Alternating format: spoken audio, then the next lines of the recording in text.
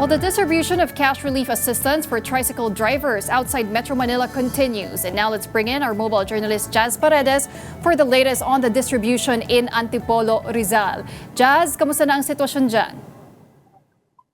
Muling patuloy nga ang pamamahagi ng 5,000 na fuel subsidy para sa mga tricycle drivers dito sa Antipolo City. At kung makikita nyo sa aking likuran, Polino, kung ikukumpara natin noong first day, ay napakarami nung nadagdag or mas puno yung ating venue ngayong araw. Ayan siya, Polino. Makita natin halos lagpas kalahati yung punong mga upuan dito. At ang dahilan niyan, Polino, ay nagdagdag nung dami ng mga makakatanggap ng subsidy ngayong araw. Nung first day, 2,000 lamang yung expected. Ngayong araw naman is 3,000. At dito sa venue na aking kinatatayuan, bali 2 rooms ito, Polino. Ang isang room ay ang assigned ay 6 cashiers, habang dito naman ay 9 na cashier. Kaya ito yung mas marami talaga yung volume ng mga tao. And so far, Polino, ang mga natatanggap natin na feedback dito sa mga kumukuha, although mahaba or puno itong venue, ay hindi naman daw ganun katagal yung kanilang inaantay dahil nga nagkaroon na ng pre-verification at nag-text message na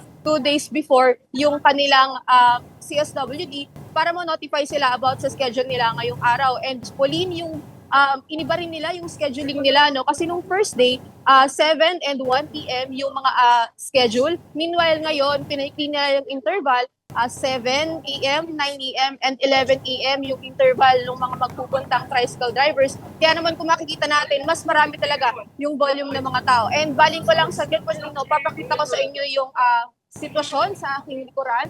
And dito sa aking harapan, Polino, makikita nyo may mahabang pila dito.